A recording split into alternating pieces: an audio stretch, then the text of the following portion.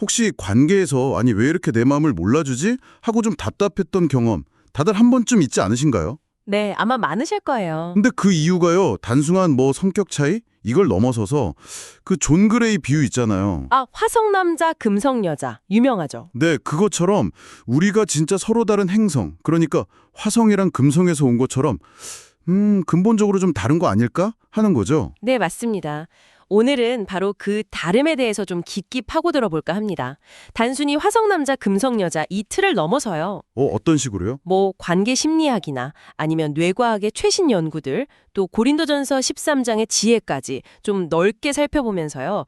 이 다름이 어떻게 오해를 넘어서 관계를 더 풍성하게 만드는 뭐랄까 의외의 선물이 될 수 있는지. 아, 다름이 선물이 될 수 있다.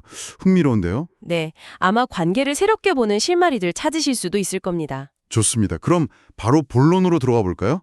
화성남자, 금성여자 이 둘의 핵심적인 차이점 어디서부터 봐야 할까요? 일단 자료들을 보면요. 화성남자는 아무래도 목표 지향적이고 문제 해결 자체에 좀 더 강한 동기를 느끼는 경향이 있는 것 같아요. 네, 그렇죠. 스트레스 받으면 자기만의 동굴로 들어간다. 이런 표현도 있잖아요. 맞아요. 혼자 해결책을 찾으려고 하는 거죠.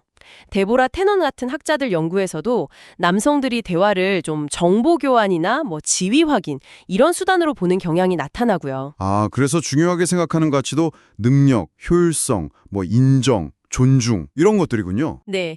반면에 금성 여자는요. 관계 그리고 연결 이걸 중심으로 세상을 경험하는 경향이 좀 더 짙어요. 캐롤 길리건 연구 같은 걸 봐도 그렇고요. 관계 속에서 감정을 나누고 그렇죠. 스트레스 상황에서도 대화를 통해서 유대감을 확연하고 감정을 나누면서 풀려고 하는 경향이 있죠. 그래서 이분들에게는 공감, 이해, 보살핌, 그리고 관계의 어떤 안정성 같은 게 중요하고요. 이게 단순히 뭐 사회적으로 학습된 걸 넘어서는 차이라는 말씀이시죠? 네, 그런 경향성이 있다는 거죠.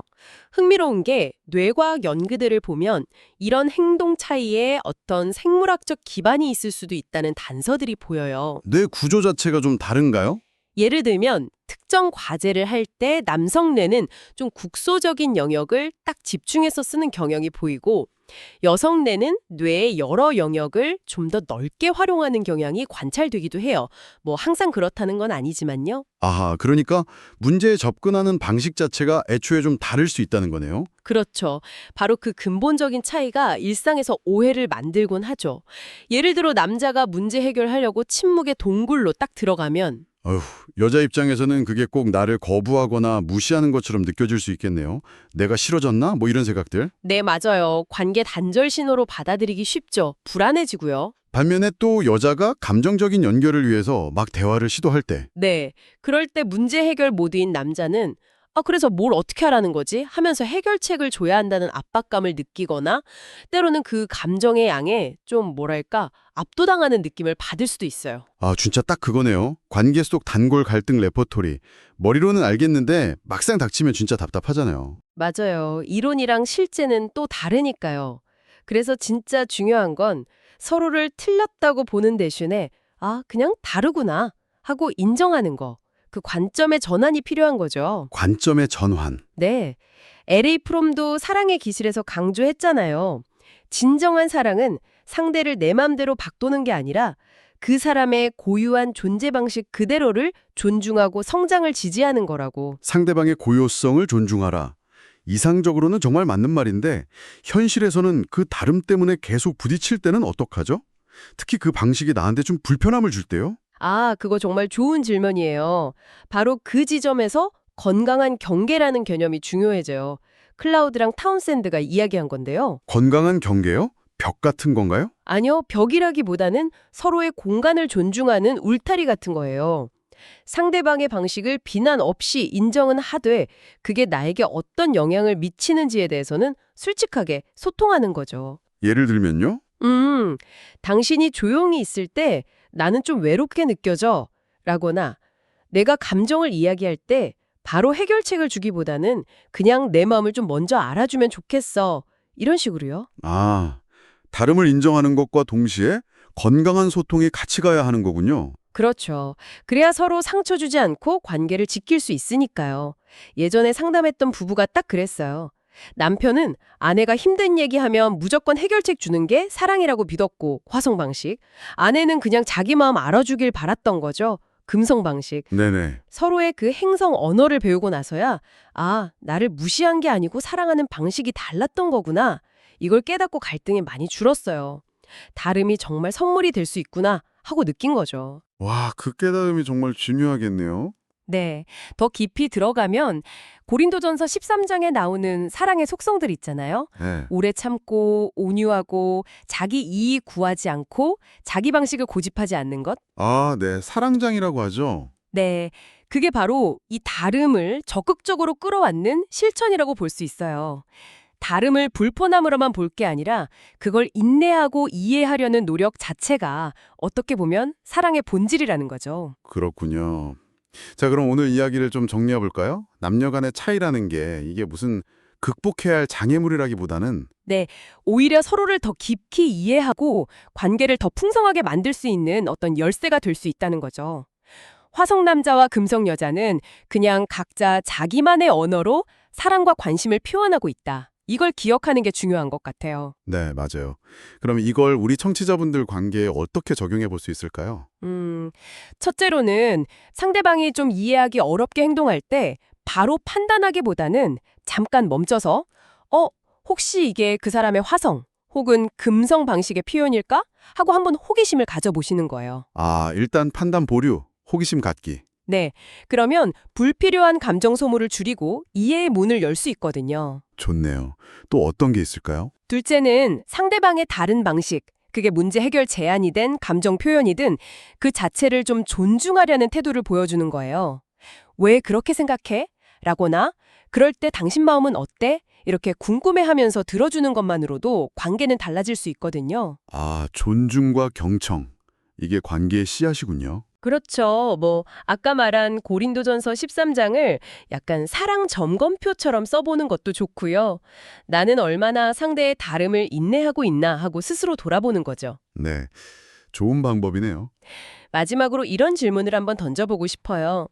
여러분의 관계 안에서 발견되는 그 다름이라는 독특한 산물 있잖아요. 네. 그걸 어떻게 하면 오해나 갈등의 불씨가 아니라 서로를 더 깊이 연결하고 함께 성장하는 그런 창조적인 에너지로 활용해 볼 수 있을까요? 한번 생각해 보시면 좋겠습니다. 네.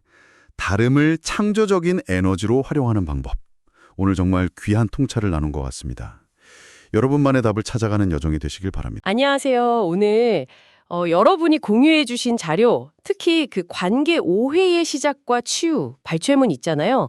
이걸 보면서 관계 속 오해가 대체 어디서 시작되는 건지 그 뿌리를 한번 깊이 파헤쳐 보려고 합니다. 목표는 이거예요. 오해의 근본 원인을 딱 찾아보고 아, 우리가 서로 다르구나. 이걸 인정하는 게 어떻게 관계 개선에 실마리게 될 수 있을까? 그걸 좀 알아보는 거죠.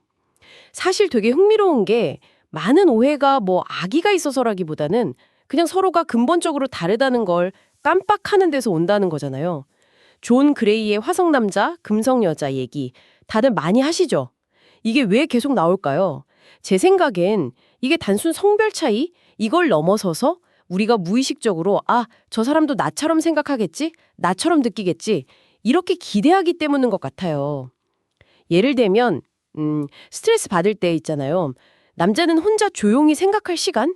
그 왜 동굴이라고 하죠. 그게 필요한 경우가 많은데 이걸 보는 여성분 입장에서는 나한테 관심 없나? 혹시 날 거부하는 건가? 이렇게 느낄 수 있다는 거죠. 네, 맞아요. 반대로 또 여성분들은 힘들 때 감정을 좀 나누면서 공감받고 싶어 하는데 남성분들은 이걸 딱 문제 상황 해결해야 돼. 이렇게 접근해서 해결책만 막 제시하다가 오히려 서운하게 만들기도 하고요. 이런 경험 여러분도 좀 있지 않으세요? 바로 그거예요. 그 기대와 현실 사이의 아주 미묘한 어긋남. 그게 사랑의 상처를 만드는 겁니다. 상대방은 전혀 그럴 의도가 없었는데 나 혼자 말 넘겨짚고 실망하고. 여기서 이제 클라우드랑 타운샌드가 강조하는 그 건강한 경계 개념이 딱 중요해지는 거죠. 경계요? 네. 건강한 경계라는 게 쉽게 말하면 이건 내 감정, 내 책임. 저건 당신 감정, 당신 책임. 이걸 명확히 아는 선인 게요. 내가 원하는 반응을 상대방한테 그냥 막연히 기대하고 요구하는 거, 이거 사실 이 경계를 침범하는 행동이거든요. 아, 그렇군요. 단순히 뭐 남자 여자 차이다 이걸 넘어서는 거네요. 내 기대를 상대방에게 투사하는 것 자체가 경계를 넘는 행동이고 이게 오해를 만든다. 네네. 아, 그러면 이거 혹시 브랜든 버처드가 말한 기대 관리 실패랑도 좀 연결이 될까요? 그러니까 다른 걸 넘어서 우리가 좀 비현실적인 기대를 하거나 아니면 내가 뭘 기대하는지 제대로 말을 안 해서 문제가 생긴다. 뭐 이런 거잖아요. 정확합니다. 기대 관리 실패하면 정말 사소한 일상에서도 오해는 계속 쌓이죠. 자료에 나온 예시처럼요. 일에 막 지쳐서 그냥 조용히 쉬고 싶은 남자. 그리고 오늘 있었던 일 막 얘기 나누고 싶은 여자친구. 아, 네. 서로 지금 어떤 상태인지, 뭐가 필요한지 이걸 제대로 알리지 않고 당연히 내 맘 같겠지 하는 순간 딱 오해가 시작되는 거예요. 각자 자기 별에서 쓰는 언어가 다르다는 걸 몰랐던 거죠. 그럼 이 간극, 이 다른 별 사이의 거리는 어떻게 좁혀야 할까요?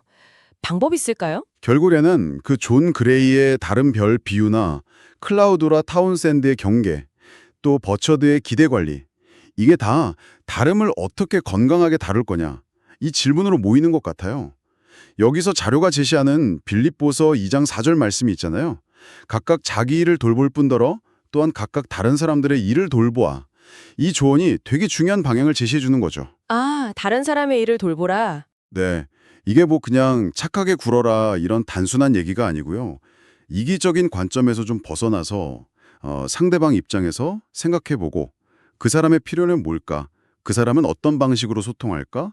이걸 좀 적극적으로 이해하려는 의식적인 노력이 필요하다는 거예요. 의식적인 노력. 네, 이게 바로 관계의 암초라고 할 수 있는 오해를 피해가는 그런 현명한 항해술의 핵심인 셈이죠. 자, 그럼 이 모든 이야기가 지금 이걸 돕고 계신 여러분께 어떤 의미가 있을까요?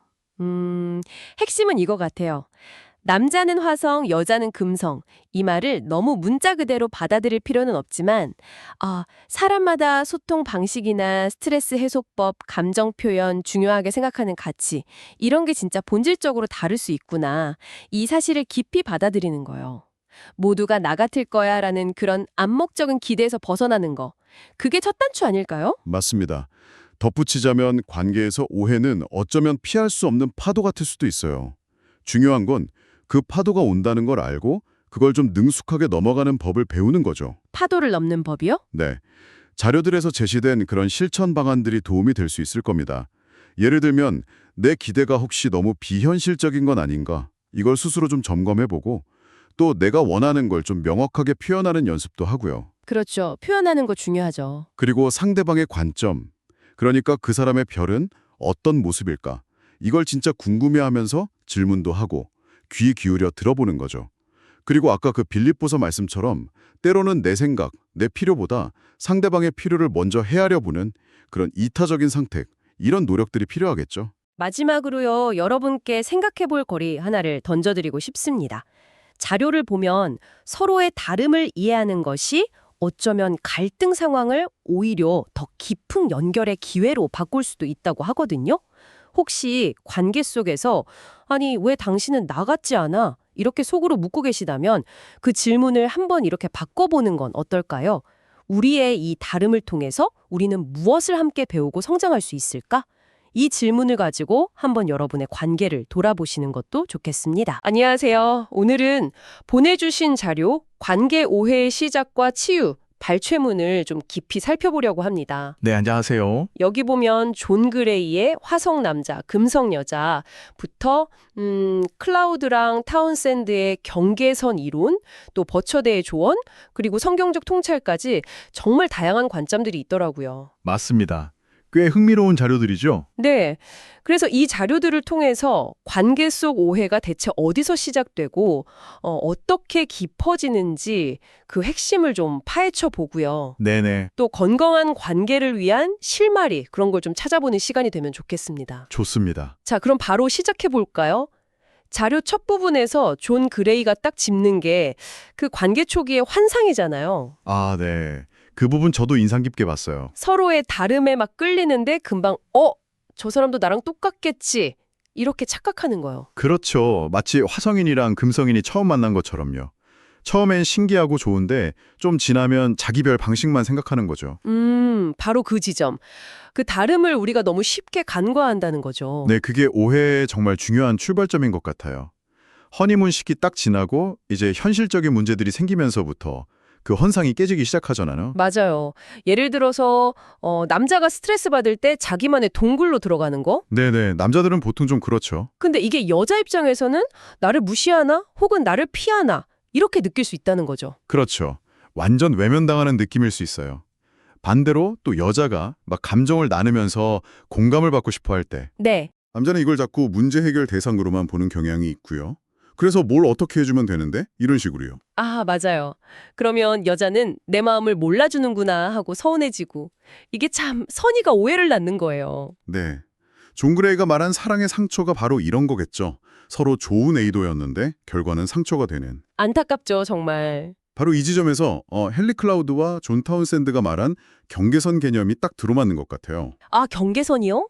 어떻게 연결되나요? 상대방의 그 다름을 인정하지 않고 날 사랑한다면 당연히 이래야지 하면서 내 생각, 내 기대를 막 강요하는 거 있잖아요. 네네, 있죠. 그게 사실은 상대방의 고유한 영역, 그 경계선을 침범하는 행위라는 거죠. 관계의 기본은 서로의 공간을 존중하는 건데 말이에요. 아, 그렇군요.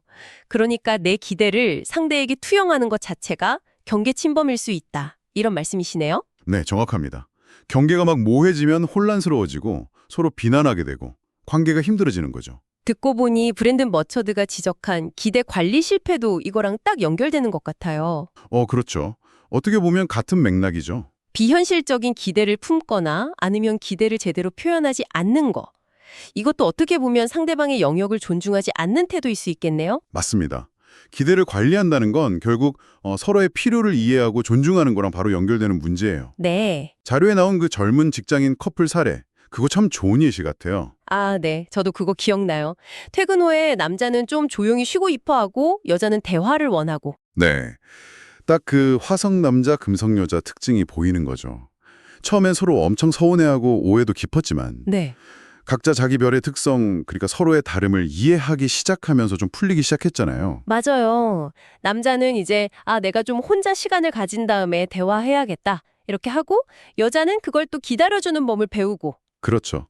서로의 다른 언어를 배우기 시작한 거예요. 이게 정말 중요하죠. 서로의 언어를 배운다. 여기서 더 나아가서 보면 그 빌립보서 2장 4절 말씀 있잖아요. 네, 각각 자기를 돌볼 뿐더러 또한 각각 다른 사람들의 일을 돌보아. 네, 맞아요. 나의 기쁨을 충만하게 하라. 이게 단순히 내 입장만 생각하는 걸 넘어서 상대방의 입장에서 생각하고 그 사람의 필요를 좀 헤아려 주라는 거잖아요. 그렇죠. 이기적인 관점을 넘어서는 노력. 네. 존 그레이도 말했지만 남성은 기본적으로 좀 존중받고 싶어하는 경향이 있고 여성은 보살핌과 이해를 통해서 사랑을 느끼고 싶어 하고요. 이런 기본적인 차이만 알아도 오해를 많이 줄일 수 있다는 거죠. 와, 정말 그러네요. 자, 그럼 이 모든 내용을 좀 정리해보면요. 당신의 관계에서 혹시 오해가 있다면 그게 어쩌면 서로의 근본적인 차이를 우리가 잘 인정하지 못하고 또 건강한 경계선을 제대로 설정하지 못하고 네. 그리고 어쩌면 좀 비현실적인 기대를 품고 있는 데서 시작된 건 아닐까? 한번 돌아볼 필요가 있겠어요. 맞습니다. 그 화성남자 금성여자 비유가 결국엔 서로의 고유함을 이해하고 존중하라는 메시지인 거죠. 네, 근데 여기서 중요한 건 이 다름이 꼭 문제만은 아니라는 거잖아요. 흘림돌이 아니라 오히려 서로를 더 깊이 이해하고 관계를 더 풍성하게 만들 수 있는 기회가 될 수 있다는 거죠. 기회요? 그렇죠. 네. 자료에서도 적용 포인트로 제시된 것처럼 먼저 내 기대를 한번 점검해보고 그리고 상대방의 별, 그러니까 그 사람의 고유한 세계를 좀 탐험해 보려는 그런 의식적인 노력이 필요한 거죠. 상대방의 관점에서 생각하고 필요하다면 빌립보서 말씀처럼 좀 이타적인 사랑을 실천하려는 마음? 이런 게 관계를 정말 깊게 만들 수 있겠네요. 그렇죠. 마지막으로 이런 질문을 한번 던져보고 싶어요. 우리가 단순히 서로의 다름을 그냥 다르구나 하고 인지하는 수준을 넘어서요. 네. 그 사람만의 고유한 언어들, 그걸 적극적으로 배우고 존중하고 더 나아가서 그걸 막 축하해 줄 수 있다면, 축하요. 와, 그 표현 좋네요. 네, 그렇게 할 수 있다면 당신의 일상적인 관계가 과연 어떻게 달라질 수 있을까요? 이걸 한번 생각해 보시면 좋겠습니다. 안녕하세요. 오늘은 존 그레이의 대화로 치유하는 관계, 이 책 내용을 좀 살펴볼 건데요. 특히 관계 속에서 여성이 상처를 어떻게 치유하는지 깊이 들어가 보려고 합니다. 혹시 내 파트너는 왜 해결책보다는 그냥 내 얘기만 들어주길 바랄까? 이런 생각 해보신 적 있으신가요? 오늘 그 답의 실마리를 좀 찾아볼까 해요. 네, 그거 정말 흥미로운 지점이죠. 이 자료가 단순히 남녀가 다르다 이걸 넘어서요. 소통 방식에 어떤 근본적인 차이가 있는지, 그게 또 어떻게 오해를 만드는지 이걸 잘 보여주거든요. 특히 여성에게 대화라는 게 정서적 치유 그 자체일 수 있다는 점. 근데 남성의 문제 해결 방식이 때로는 이게 좀 도움보다는 상처가 될 수도 있다. 이런 걸 파헤치는 게 핵심입니다. 이 오해의 메커니즘, 이걸 이해하는 게 참 중요해요. 그렇군요. 자료에서 딱 그 말이 나오잖아요. 금성 여자는 대화로 상처를 치유한다. 그러니까 자기 감정을 솔직하게 다 털어놓고 공감받을 때 그때 치유가 시작된다는 거죠. 흔히 남성은 문제 생기면 혼자 동굴로 들어간다고 하는데 여성한테는 대화가 그 치유의 공간인 셈이네요. 맞아요. 바로 그 지점에서 남성의 어떤 기본 설정 같은 거 있잖아요. 그 문제 해결 모드? 그게 딱 작동하기 시작하는 거예요. 여성이 막 감정을 쏟아낼 때 남성은 이걸 약간 고장난 자동차 보듯이 아, 네네. 즉시 원인을 찾고 해결책을 제시하려고 하죠. 그래서 요점이 뭔데? 이렇게 해봐. 약간 이런 충동? 상대를 도우려는 좋은 의도겠지만 이게 결과적으로는 좀 다르게 받아들여질 수 있다는 거죠. 아, 듣고 보니까 정말 그럴 수 있겠네요. 근데 남성들이 왜 그렇게 즉각적으로 해결책을 내놓으려고 하는 걸까요? 그냥 단순히 문제 푸는 걸 좋아해서? 아니면 다른 심리가 있는 건가요? 여러 요인이 있겠지만요. 많은 경우에 남성들은 문제 해결을 통해서 뭐랄까 자신의 유능함? 아니면 애정? 이런 걸 좀 증명하려는 경향이 있는 것 같아요. 파트너가 힘들어하는 걸 덜어주는 것 자체가 사랑의 표현이다. 이렇게 여기는 거죠. 어허. 근데 이때 여성은 사실 해결책보다는 내 감정이 받아들여지고 있구나, 이해받고 있구나 이런 경험, 즉 정서적인 연결? 이걸 더 중요하게 생각하니까 거기서 이제 충돌이 생기는 거죠. 아하, 그렇군요. 같은 상황인데 서로 기대하는 게 완전 달랐던 거네요. 여성은 공감을 원하고 남성은 해결책을 막 내놓으면서 내가 지금 돕고 있다 이렇게 생각하니까 그럼 여성 입장에서는 날 이해 못 해주네? 이렇게 느끼고 남성은 또 아니 왜 내 조언을 안 듣지? 하면서 답답해하고 이런 악순환이 생길 수 있겠어요 정말. 맞습니다. 그래서 그 칼 로저스라는 심리학자가 강조했던 공감, 엠파티, 이게 정말 중요해지는 거죠. 이건 그냥 힘들겠다 하고 안타까워하는 동정, 심퍼티랑은 좀 달라요. 아, 다른 건가요? 네. 공감은 상대방의 신발을 진짜 신어보는 것처럼 그 사람의 감정 세계를 같이 걸어보는 듯한 그런 깊은 이해거든요. 상대방의 감정 파도에 같이 올라타는 그런 적극적인 과정인 거죠. 이게 때로는 그 어떤 해결책보다 훨씬 더 강력한 치유 효과를 내더라고요. 자료에 나온 커플 이야기. 저 그거 진짜 와닿았어요. 아내가 힘든 일을 막 털어놓으면 남편은 늘 해결책만 제시했잖아요. 그럼 당장 그만둬! 이런 식으로. 네, 그쵸. 아주 전형적인 반응이죠. 근데 아내는 고맙긴 한데 마음 한구석은 계속 외로웠다고. 그러다 어느 날 남편이 딱 한마디. 정말 속상했겠다. 얼마나 힘들었을까? 이렇게 진심으로 말해주니까 아내가 그 순간 마음의 벽이 확 허물어지는 걸 느꼈대요. 네. 진짜 해결사가 아니라 공감하는 경청자의 힘, 이걸 딱 보여주는 사례 같아요. 그래서 이 내용을 실제 관계에 적용해 본다면 남성분들께는 이런 조언을 드리고 싶어요. 파트너가 감정을 막 이야기할 때 그 해결책 버튼, 그거 잠시만 좀 누르시고 대신에 정말 힘들었겠다. 네 마음이 어떨지 알 것 같아. 내가 옆에 있어줄게. 같은 공감의 언어, 이걸 먼저 건네보는 연습을 해보시면 어떨까 싶어요. 이때 제일 중요한 건 진심으로 상대 이야기에 귀 기울이는 태도겠죠. 그럼 여성분들의 경우에는요? 자기 감정을 표현할 때 그냥 막연하게 나 힘들어 이게 아니라 당신이 어제 그렇게 했을 때 나는 좀 무시당한 기분이 들었고 그래서 슬펐어 처럼요.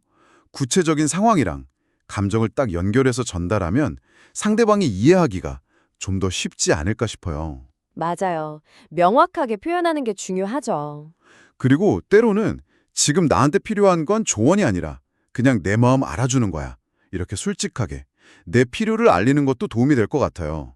그리고 파트너가 공감하려고 노력했을 때 그 노력을 알아주고 고맙다고 표현하는 것도 중요하고요. 네, 그런 진솔한 소통, 이게 결국 우리가 서로에게 좀 진실되게 다가가려는 노력이랑 맞닿아 있는 것 같아요.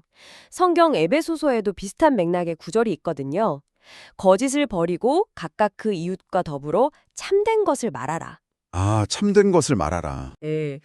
여기서 참된 것을 말한다는 게 그냥 사실만 말하라는 게 아니라 자신의 진실된 감정을 나누고 또 상대의 감정을 또 진실로 받아들이라는 의미, 이렇게 좀 넓게 볼 수 있을 것 같아요. 그러니까 여성에게 감정을 표현하는 게 참된 것을 말하는 한 방식이라면 남성이 이걸 판단 없이 들어주고 공감하는 건 서로를 존중하는 깊은 연결의 실천이 되는 거죠. 와, 오늘 이야기 나누다 보니까 관계에서 상대방 마음을 읽어주고 그 감정에 같이 머물러주는 거, 이 공감의 힘이 얼마나 큰지 다시 한번 깨닫게 되네요. 서로의 그 소통 언어가 다르다는 걸 인정하고 때로는 해결책보다는 듣는 사랑, 이걸 실천하는 게 관계를 더 깊고 풍요롭게 만드는 비결이 될 수 있겠다, 이런 생각이 듭니다. 맞아요. 마지막으로 청취자 여러분께 한 가지 질문을 던져보고 싶어요. 우리가 꼭 갈등이 터졌을 때만 공감하려고 막 애쓰는 걸 넘어서요. 평소에 서로의 다른 소통 방식 자체 있잖아요. 예를 들면 문제 해결을 중시하는 경향, 또 관계 연결을 중시하는 경향. 이런 걸 틀렸다가 아니라 그냥 다르다. 이렇게 존중하고 그 가치를 인정해 준다면 어떨까요? 어쩌면 이게 갈등을 미리 좀 막고 서로에 대한 더 단단한 신뢰를 쌓아가는 근본적인 길이 될 수도 있지 않을까.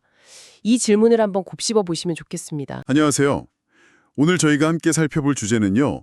관계 속에서 이른바 사랑의 점수 계산법이라는 상당히 흥미로운 관점입니다. 네, 안녕하세요. 존 그레이가 제시했던 틀을 중심으로 남녀가 사랑을 느끼고 표현할 때 중요하게 생각하는 지점들이 어떻게 다른지, 또 이 차이를 아는 게 왜 중요한지 좀 깊이 이야기 나눠보려고 해요. 네, 이게 정말 많은 분들이 공감하실 만한 주제 같아요. 그렇죠. 빌립보서 2장 4절 말씀처럼 서로의 필요를 좀 살피는 지혜, 이걸 함께 찾아봤으면 합니다. 자, 그럼 바로 시작해 볼까요? 네, 좋습니다. 사실 관계에서 생기는 많은 갈등들이요. 상대방의 노력을 내 기준으로 혹은 잘못된 방식으로 채점하기 때문에 벌어지는 경우가 많거든요. 아, 채점 방식의 차이요? 네, 그래서 오늘은 이 서로 다른 채점 방식을 좀 이해하고 당신의 관계를 더 깊게 만들 수 있는 실마리를 찾아보는 시간이 될 것 같습니다. 좋습니다. 그럼 먼저 그 금성, 그러니까 보통 여성이 중요하게 생각한다고 하는 그 점수 계산법부터 한번 살펴볼까요? 핵심이 작은 것들의 꾸준함이라고 하던데요. 정확합니다. 많은 경우에요, 여성들은 사랑 표현의 크기 자체보다는 그 빈도나 꾸준함에도 점수를 매기는 경향이 있어요. 빈도와 꾸준함이요? 네, 예를 들어 꽃 한 송이를 사준다거나 다정한 말 한마디, 아니면 힘든 이야기를 그냥 조용히 들어주는 거, 또는 쓰레기 버려주기 같은 거 있잖아요. 네네. 사소해 보일 수 있는 것들이네요. 그렇죠. 그런 사소해 보이는 배려들 하나하나가 다 똑같이 예를 들면 1점씩 쌓인다고 생각하는 거예요. 아, 크기에 상관없이 다 1점이요? 네. 마치 동전을 매일 꾸준히 모으는 것처럼요. 이런 작은 관심들이 계속 이어질 때, 아, 내가 정말 꾸준히 사랑받고 있구나, 이렇게 느끼는 거죠. 아하. 그러니까 한 번의 큰 이벤트보다는 매일매일의 작은 표현들이 모여서 그 안정감을 주는 거군요. 맞습니다. 그게 중요해요. 반면에 그럼 화성, 남성들이 중요하게 여기는 방식은 이와는 좀 다르다고요? 네, 존 그레이의 관점에 따르면 그렇습니다. 남성들은 종종 그 큰 것 한 방에 더 의미를 부여하는 경향이 있다는 거죠. 큰 것 한 방이요? 예를 들면 어떤 걸까요? 예를 들면 고가의 선물을 한다거나 아니면 정말 어려운 문제를 딱 해결해 준다거나 특별한 기념일을 아주 근사하게 준비하는 것 같이 시간과 노력을 확 집중해서 투입한 행동들이요. 네. 이런 행동에 스스로 높은 점수를 매기가 쉬워요. 내가 이렇게 큰 노력을 했으니까 내 마음 충분히 전달됐겠지, 이렇게 여기면서요. 자신의 어떤 능력, 또 헌신, 이런 걸 보여주는 결정적인 순간을 통해서 사랑을 증명하고 싶어하는 경향이 있는 것 같아요. 인정받고 존경받을 때 또 사랑을 느낀다고 하고요. 듣고 보니까 바로 이 지점에서 오해가 생기기 딱 좋겠네요. 그쵸? 네, 바로 그렇죠. 한쪽은 아니 내가 이렇게 비싼 선물을 해줬는데 왜 아직도 서운해하지? 이렇게 생각하고 다른 한쪽은 평소에는 나한테 작은 관심도 없는서 날 정말 사랑하는 걸까? 이렇게 느낄 수 있겠어요. 맞아요. 그 간극이 생각보다 커요. 그 존 고트만 박사 연구에서도 행복한 관계를 위해서는 긍정적인 상호작용 비율이 부정적인 것보다 훨씬 5배 이상 많아야 한다고 강조했잖아요. 네, 5대1 법칙 유명하죠. 비싼 선물을 하는 스타일이었대요. 네. 근데 아내는 평소에 남편이 너무 무관심하다고 느껴서 계속 지쳐갔던 거죠. 아, 기념일 선물만으로는 부족했군요. 네. 그런데 남편이 이 점수 계산법의 차이를 딱 이해하고 나서는요. 매일 아침에 그냥 따뜻한 문자 메시지 하나 보내주거나 퇴근길에 아내가 좋아하는 작은 간식거리 하나 사오는 거. 이런 1점짜리 행동을 꾸준히 하기 시작했대요. 네네. 작은 것들이지만 꾸준히. 그랬더니 아내가 비로소 내가 계속 생각받고 있구나. 꾸준히 사랑받고 있구나. 이런 느낌을 받게 되었다고 하더라고요. 와, 정말 큰 변화네요. 결국 서로 사용하는 언어가 다르다는 걸 이해하려는 노력, 그런 거랑 비슷하군요. 맞습니다. 딱 그거예요. 그럼 이 간극을 좀 메우려면 구체적으로 어떻게 해야 할까요? 핵심은 역시 상대방의 관점에서 생각해 보려는 노력인 것 같아요. 아까 잠깐 언급하신 빌립보서 2장 4절 말씀처럼요. 각각 자기 일을 돌볼 뿐더러 또한 각각 다른 사람들의 일을 돌보아. 이 말씀처럼요. 네, 다른 사람들의 일을 돌보라. 내 방식만 고집하는 게 아니라 상대방이 뭘 중요하게 여기는지 좀 헤아려 보는 태도가 필요한 거죠. 예를 들어 남성분들이라면 파트너가 1점으로 느낄 만한 작은 친절들 있잖아요. 네, 어떤 것들이 있을까요? 잠깐이라도 하던 일 멈추고 눈 맞추면서 이야기 들어주기. 아니면 고맙다, 수고했다 이런 표현 좀 자주 해주기.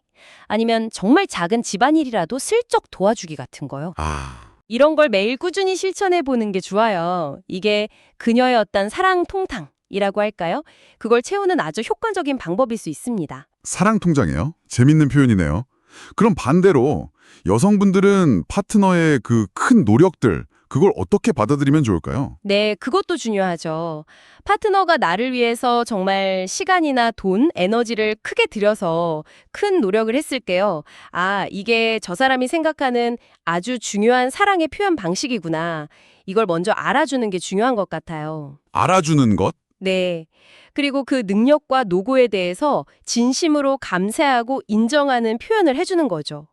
예를 들면, 와, 당신 덕분에 진짜 큰 문제 해결됐어. 아, 정말 든든하다. 이런 말이요. 네네. 이런 말들이 그의 노력을 정말 값지게 만들어주고 그 역시 아, 내가 사랑받고 있구나, 존중받고 있구나 이렇게 느끼게 할 겁니다. 그의 사랑 통장도 채워주는 거죠. 결국 양쪽 다 노력이 필요하군요. 그럼요. 그리고 남녀 모두에게 해당되는 건데요. 우리 서로의 점수 계산법이 이렇게 다르다는 걸 먼저 인지하는 게 중요하고요. 그리고 상대방의 피로를 채워주기 위해서 노력하는 그 마음 자체가 사실 가장 중요한 거죠. 맞습니다. 결국 서로의 그 사랑 점수 계산법, 이걸 이해하고 맞춰가려는 의지 자체가 관계를 더 깊고 만족스럽게 만드는 열쇠인 것 같아요. 상대방이 무엇에 점수를 주는지 아는 건 단순한 기술이 아니라 정말 진정한 관심과 배려의 증거가 되는 거겠죠? 네, 정말 그렇습니다. 오늘 저희가 나눈 이야기들이 당신의 관계를 한번 이렇게 돌아보는 계기가 되면 좋겠습니다. 네. 그리고 여기서 한 걸음 더 나아가서 혹시 당신의 파트너는 이 화성이나 금성이라는 일반적인 틀에도 딱 맞지 않는 어쩌면 그 사람만의 아주 고유한 방식으로 사랑의 점수를 매기고 있지는 않을까? 이런 생각도 해볼 수 있을 것 같아요. 그럴 수도 있겠네요. 사람마다 다 다르니까요. 네, 그러니까 상대방의 그 독특한 사랑의 언어를 계속해서 발견하고 존중하려는 노력을 멈추지 않으시길 바랍니다. 안녕하세요. 관계 속에서 혹시 이런 경험 있으신가요? 좀 가까워졌다 싶으면 갑자기 확 거리가 느껴지고 네, 어제는 기분 좋아 보였는데 오늘은 또 이유 없이 가라앉아 있고 이런 좀 알쏭달쏭한 패턴들. 그 뒤에 숨겨진 남녀의 심리적 리듬이 있다는 되게 흥미로운 관점이 있더라고요. 오늘은 보내주신 존 그레이의 책 관계의 리듬 6장 내용이랑요. 야고보서 1장 2, 3절 말씀을 가지고 한번 얘기 나눠볼게요. 남자의 고무줄 그리고 여자의 파도 이 현상들에 대해서 좀 깊이 파고들어 볼까 합니다. 이런 관계의 어떤 시험들이랄까요? 이걸 이해하는 게 어떻게 보면 또 인내를 키우는 열쇠가 될 수도 있겠다 싶어요. 같이 한번 탐구해 보죠. 네, 맞아요. 관계라는 게 정말 끊임없이 이렇게 출렁이는 리듬 같죠. 그중에서도 특히 남성에게 좀 나타나는 고무줄 같은 그런 거리 조절 욕구, 그리고 또 여성의 파도 같은 감정 주기, 이걸 이해하는 게 정말 중요해요. 이게 뭐 단순히 성격 차이, 뭐 이런 걸 넘어서요. 깊은 관계를 위해서는 서로 존중하고 또 맞춰가야 하는 어떻게 보면 본능적인 리듬일 수 있다는 거죠.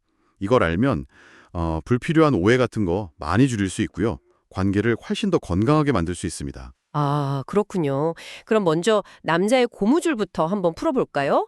친밀감이 아주 그냥 최고조에 달했을 때, 남성은 갑자기 한 발짝 딱 물러서는 느낌. 그러면서 자기만의 공간이나 자율성을 찾으려 한다, 이런 거잖아요. 그쵸? 마치 고무줄을 쫙 당겼다가 놓는 것처럼. 그때 갑자기 연락이 좀 뜸해지거나 혼자 있으려고 하면 상대방은 당연히, 내가 뭘 잘못했나? 마음이 식었나? 이렇게 불안해지기 쉬운데, 근데 여기서 진짜 의외의 지점은 뭔가요? 네, 바로 그 물러섬이요. 그게 관계에 대한 불만이나 뭐 애정이 식었다는 신호가 아닐 가능성이 높다는 거예요. 정말요.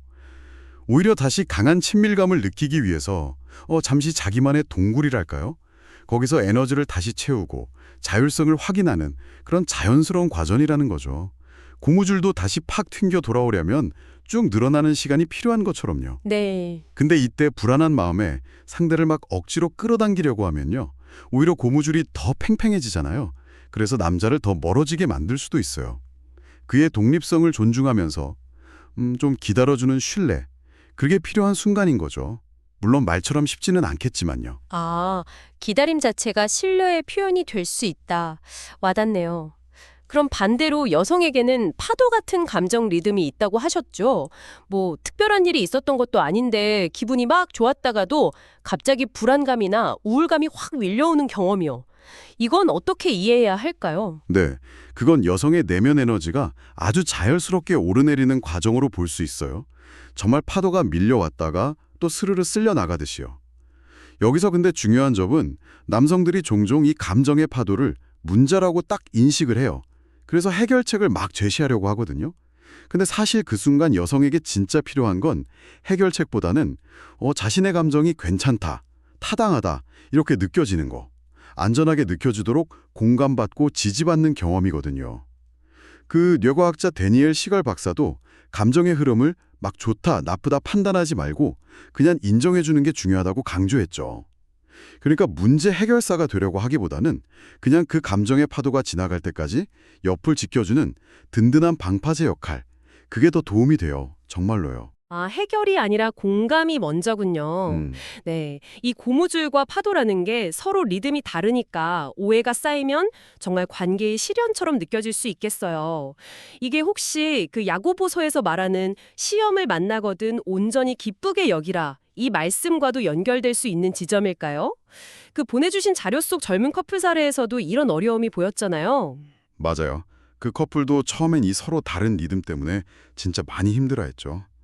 남자가 갑자기 확 거리를 두면 여자는 버려진 느낌 받고 막 불안해하고, 또 여자가 감정의 파도에 막 휩쓸리면 남자는 이걸 어떻게 해야 할지 몰라서 당황하고 그랬거든요.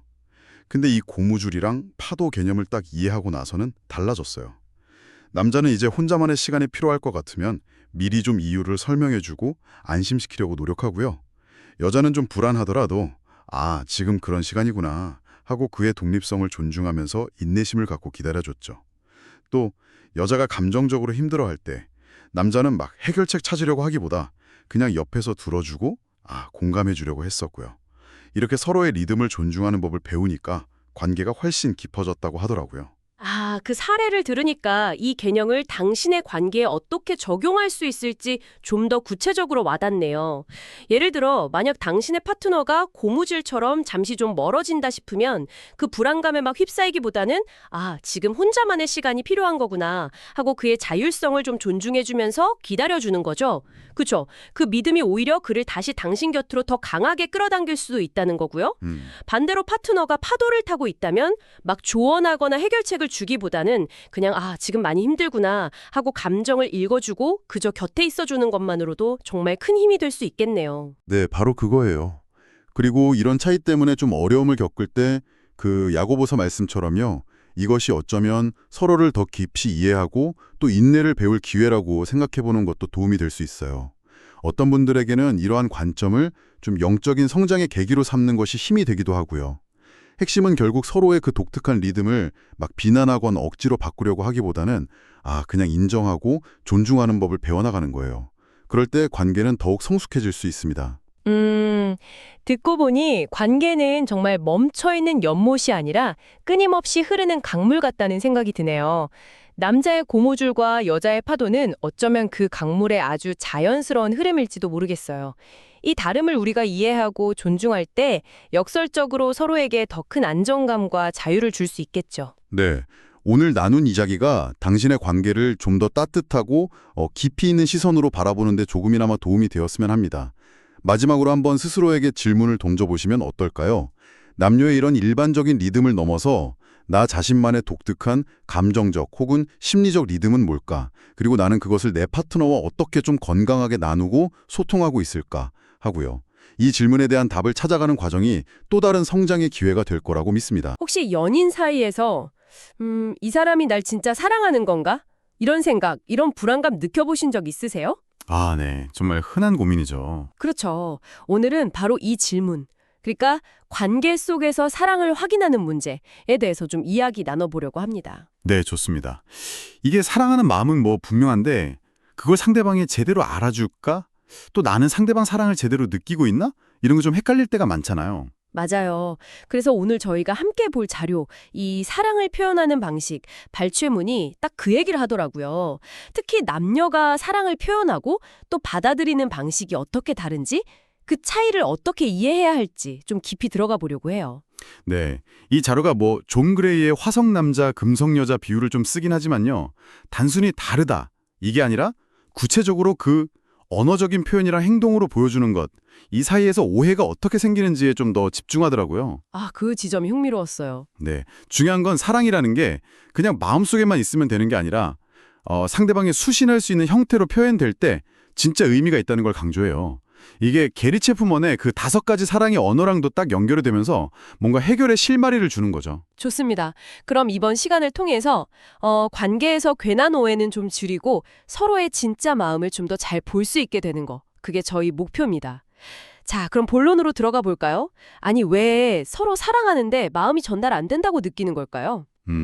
이 자료에서는 남녀가 쓰는 사랑 표현의 문법 자체가 좀 다르기 때문이라고 봐요. 문법이 다르다? 네. 비유적으로 여성, 그러니까 금성 사람들은 주로 말로 하는 소통, 이걸 통해서 사랑을 확인받고 싶어하는 경향이 강하다는 거죠. 사랑해, 네 생각했어, 오늘 좀 멋진데? 뭐 이런 말들이요. 그런 말들이 정서적인 만족감, 그러니까 뭐 사랑 탱크라고 하죠. 그걸 채워주는 아주 중요한 요소라는 거군요. 맞아요. 말 한마디가 엄청 크게 다가오는 거죠. 그럼 반대로 남성, 화성 사람들은 어떤가요? 이 자료에서는 남성들은 말보다는 행동, 그러니까 뭘 해주거나 문제를 딱 해결해주거나 아니면 안정적인 환경을 만들어주는 것. 약간 내가 당신 위해서 이렇게 애쓰고 있잖아. 이걸로 사랑을 보여주려 한다고 설명하더라고요. 네네. 그게 그들의 어떤 주된 사랑의 언어일 수 있다는 거고요. 바로 여기서 이제 오해가 생기는 거군요. 그렇죠. 여성 입장에서는 듣고 싶은 말을 못 들으니까 사랑 안 하나? 이렇게 느낄 수 있고요. 말로 해줘야 알지 뭐 이런 거요. 네. 반대로 남성 입장에서는 아니 내가 이렇게 실질적으로 노력하고 있는데 이걸 왜 몰라주지? 하면서 답답해지는 거죠. 이렇게까지 하는데 뭐가 문제야? 하면서요. 진짜 서로 다른 주파수로 대화하는 느낌이네요. 네. 근데 여기서 재밌는 게 자료가 그 성경 구절 골로새서 3장 9절을 인용하는데요. 서로 거짓말을 하지 말라는 구절이요. 네네. 이걸 단순히 사실 왜곡뿐만 아니라 내 진짜 감정이나 필요한 걸 숨기는 것 또는 상대방이 이해하기 힘든 방식, 그러니까 자기한테만 편한 방식으로 사랑을 표현하는 것도 관계에서는 어떻게 보면 진실하지 못한 걸 수 있다고 해석하더라고요. 와, 그 해석은 상당히 좀 깊이가 있네요. 그렇죠.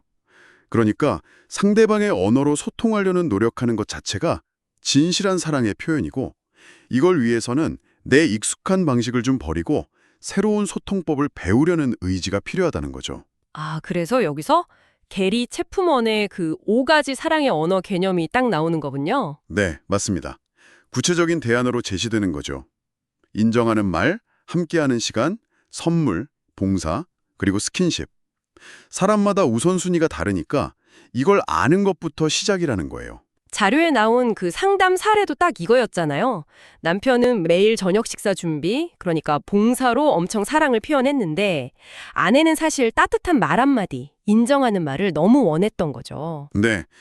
그래서 남편이 이 차이를 딱 깨닫고 아내의 언어로, 그러니까 말로 표현하기 시작하니까 관계가 눈에 띄게 좋아졌다는 그런 이야기였죠. 이 사례처럼 핵심은 결국 사랑을 내 방식대로가 아니라 상대방이 이해할 수 있는 방식으로 전달하려는 그 의식적인 노력, 이게 중요하다는 거네요. 맞습니다. 이건 뭐 단순한 연애 스킬 이런 차원이 아니라 상대방을 얼마나 깊이 배려하고 이해하려 하느냐의 문제인 것 같아요. 자, 그럼 이 내용을 우리 관계에 좀 적용해 본다면요. 먼저 나와 내 파트너가 주로 사용하는 사랑의 언어가 뭘까? 한번 생각해 보는 게 좋겠네요. 네. 자료에서도 뭐 남자는 주로 봉사 선물, 여자는 인정하는 말 함께하는 시간, 이런 경향이 있다고는 하지만 사실 개인차가 크다고 하잖아요. 그러니까 서로 다를 수 있다는 걸 먼저 인정하는 게 중요해요. 그렇군요. 만약에 내가 주로 말로 듣는 걸 중요하게 생각하는 편이라면 상대방의 행동 속에 담긴 뜻을 좀 읽어주려고 노력하면서 동시에 내가 어떨 때 사랑받는다고 느끼는지, 예를 들어 나는 당신이 이렇게 말해줄 때 진짜 힘이 나, 이렇게 좀 구체적으로 알려주는 용기로 필요하고요. 반대로 내 파트너가 만약 인정하는 말이나 함께하는 시간, 이걸 중요하게 생각한다면 행동으로 보여주는 것도 좋지만 거기에 더해서 의식적으로 말로 좀 표현해주고 사랑해, 고마워, 같이 있어서 좋다 이런 거요. 네, 그리고 뭐 스마트폰 같은 건 잠깐 좀 내려놓고 진짜 온전히 집중하는 시간을 갖는 연습, 이런 게 관계를 훨씬 풍요롭게 만들 수 있겠죠. 결국 서로의 사랑의 언어를 배우고 또 사용하려고 노력하는 거, 이게 오해를 줄이고 친밀감을 높이는 열쇠라는 거네요. 맞아요. 이게 뭐 어느 한쪽만 노력하는 게 아니라 같이 성장하는 과정인 셈이죠. 자, 오늘 이야기 슬슬 마무리할 시간인데요. 마지막으로 한번 생각해 볼 질문을 던져드리고 싶어요. 파트너의 사랑의 언어를 아는 것도 물론 중요하죠. 근데 혹시 나 자신의 과거 경험이나 어떤 무의식적인 기대 같은 것들이 상대방의 표현 방식, 그게 좀 서투르거나 내 언어가 아닐지라도요. 그걸 해석하는데 어떤 필터 역할을 하고 있지는 않을까요? 아, 그것도 생각해 볼 문제네요. 네, 단순히 언어 번역만 하려고 할 게 아니라 그 표현 너머에 있는 상대방의 진짜 마음, 그 진심을 읽으려고 노력하는 것에 대해서 한 번쯤 고민해 보시면 어떨까 싶습니다. 안녕하세요. 오늘은 그 관계 속 주고받음의 균형 문제 있잖아요. 이걸 좀 더 깊이 파헤쳐 보려고 합니다. 공유해 주신 사랑 관계 주고받음의 균형 발췌 자료를 보면서요. 연인이나 배우자 사이에 필요로 하는 게 참 다르잖아요. 이걸 어떻게 잘 이해하고 채워줘야 관계가 더 깊어질 수 있을지. 네, 안녕하세요. 그 자료에서 관계를 정교한 시소에 비유한 거 저도 되게 인상 깊게 봤어요. 이게 한쪽으로만 기울면 위태롭잖아요. 맞아요. 균형이 중요하죠. 네, 그래서 서로 뭘 필요로 하는지 알아차리고 그걸 채워주면서 균형점을 찾아가는 거. 이게 핵심인데 이 자료는 그 열쇠로 마태복음 7장 12절 황금률을 이야기하더라고요. 남에게 대접받고 싶은 대로 너희도 남을 대접하라. 네, 바로 그 지점인데요.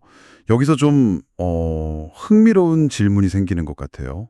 황금률은 분명 내가 받고 싶은 대로 주라고 하는데 자료에서도 지적하듯이 남녀가 원하는 게 다르다면요. 그 존 그레이 관점을 빌려서 설명한 부분을 보면 여성은 주로 뭐랄까 보살핌, 이해, 공감 같은 감정적인 거, 내 마음 좀 알아줘 이런 거요. 그쵸, 감정적 지지. 네. 근데 남성은 또 능력에 대한 인정이나 신뢰, 존경, 날 믿어줘 이런 걸 중요하게 여긴다고 하잖아요. 그렇죠. 그럼 그냥 내가 받고 싶은 걸 주는 게 오히려 오해를 살 수도 있지 않을까? 이런 생각이 들더라고요. 그거 정말 중요한 포인트입니다. 네. 그래서 황금률을 그냥 문자 그대로만 보면 안 되고 좀 더 깊이 해석해야 하는 것 같아요. 단순히 내가 받고 싶은 것, 이걸 주는 게 아니라 상대방이 진짜로 필요로 하고 또 가치 있게 여기는 방식, 그걸로 대접하려는 노력이 중요한 거죠. 와, 상대방이 중요하게 여기는 방식이요? 네. 그러니까 황금률 실천의 첫 단계는 뭐랄까 상대방의 필요를 정말 깊이 이해하려고 애쓰는 거예요. 예를 들어 여성에게 자꾸 해결책만 제시한다거나 아니면 남성이 혼자 있고 싶어 하는데 자꾸만 간섭한다거나 아, 네네. 이건 상대방의 언어가 아니라 그냥 내 언어로만 계속 말하는 거랑 똑같거든요. 아, 그렇군요. 그러니까 황금률을 적용하기 전에 먼저 상대방의 필요 언어라고 해야 하나요? 그걸 배워야 한다는 말씀이시네요. 정확합니다. 네. 이런 이해 없이 그냥 서로 다른 요구만 계속 내세우다 보면 아까 그 자료에서 말한 관계의 무기력증이 있잖아요. 서로한테 그냥 기대를 접어버리는 상태. 그렇게 될 수도 있겠어요. 맞습니다. 그래서 이 발췌문에서도 그 명확한 소통, 이걸 엄청 강조해요. 그냥 모호하게 불평만 늘어놓는 거 말고요. 내 감정이 어떻고 그래서 내가 뭘 필요로 하는지 이걸 좀 구체적으로 전달하는 연습이 필요하다는 거죠. 구체적으로요? 네. 이게 그 비폭력 대화 NBC의 핵심 원칙하고도 되게 비슷해요. 예를 들면 당신이 나를 안 믿어주는 것 같아서 내가 좀 속상해. 내 판단을 조금만 더 신뢰해주면 좋겠어. 이런 식으로요. 나를 주어로 해서 감정이랑 필요를 솔직하게 표현하는 거죠. 아, 그렇군요. 동시에 그럼 상대방이 막 불평할 때도 그 너머에 있는 진짜 필요를 좀 읽어주려는 노력도 필요하겠네요. 그렇죠. 당신이 지금 서운하다고 말하는 건 혹시 내가 당신 감정에 좀 더 공감해 주길 바라서 그런 건가요? 뭐 이런 식으로 물어봐 주는 거예요? 바로 그거죠. 네. 아, 이게 바로 상대방의 언어를 배우려는 시도군요. 네, 맞아요. 그 자료에 나온 상담 사례 있잖아요. 그게 이 지점을 딱 보여줘요. 아내는 그 감정적인 연결, 이걸 원했고 남편은 능력에 대한 인정, 이걸 원했거든요. 아, 네, 그 사례. 근데 이 부부가 각자 상대방이 중요하게 생각하는 방식으로 먼저 대접하기 시작했어요. 아내는 남편이 애쓴 거, 그걸 구체적으로 막 칭찬하면서 인정을 표현해주고 남편은 아내 이야기에 해결책부터 내놓는 대신에 그냥 아, 그랬구나 하고 공감을 해준 거죠. 오, 그러니까 황금률을 상대방의 필요에 딱 맞춰서 적용한 결과 관계가 다시 회복될 수 있었던 거죠. 결국 관계의 균형이라는 게 서로 다른 점을 먼저 인정하고 그리고 상대방이 원하는 방식으로 내가 먼저 다가가려는 그런 의식적인 노력이랑 또 솔직한 소통, 이걸 통해서 찾아가는 거군요. 네, 맞습니다. 내가 받고 싶은 걸 그냥 주기 전에 상대가 뭘 받고 싶어 하는지 그걸 먼저 헤아리는 지혜가 진짜 필요하겠네요. 네, 핵심은 바로 이해를 기반으로 한 황금률 실천입니다. 서로의 필요를 정확히 알고 내가 정말 대접받고 싶은 그 마음으로요. 상대방이 원하는 것을 먼저 채워줄 때 관계라는 시소가 아주 즐겁게 춤추듯 움직일 수 있는 거죠. 와, 그렇군요. 자, 그럼 마지막으로 당신에게 질문을 하나 던지면서 마무리할까 합니다. 당신의 관계에서 상대방이 진정으로 필요로 하는 것은 무엇일지 한번 생각해 보세요.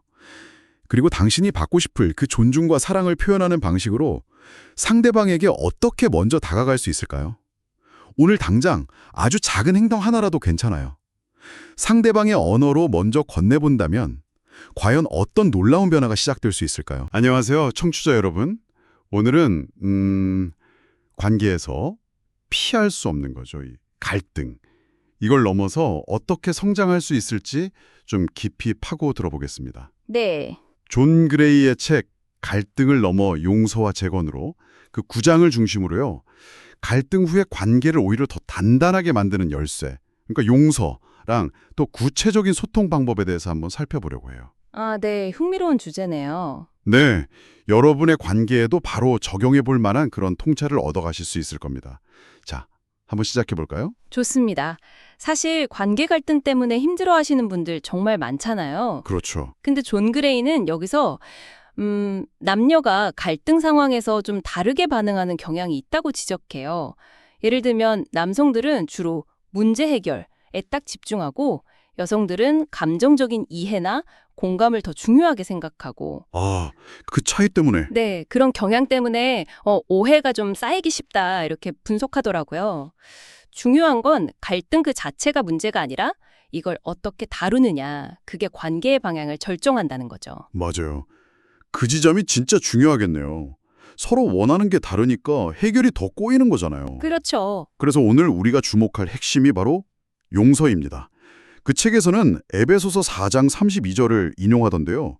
서로 친절하며 불쌍히 여기며 서로 용서하기를 하나님이 그리스도 안에서 너희를 용서하심과 같이 하라. 이 구절이요. 네. 이걸 통해서 용서가 얼마나 중요한지를 강조하는 거죠. 그러니까 단순히 상처를 잊어버린다 이런 게 아니고 관계 회복을 위한 어떤 의식적인 결단이다 이런 의미가 있는 것 같아요.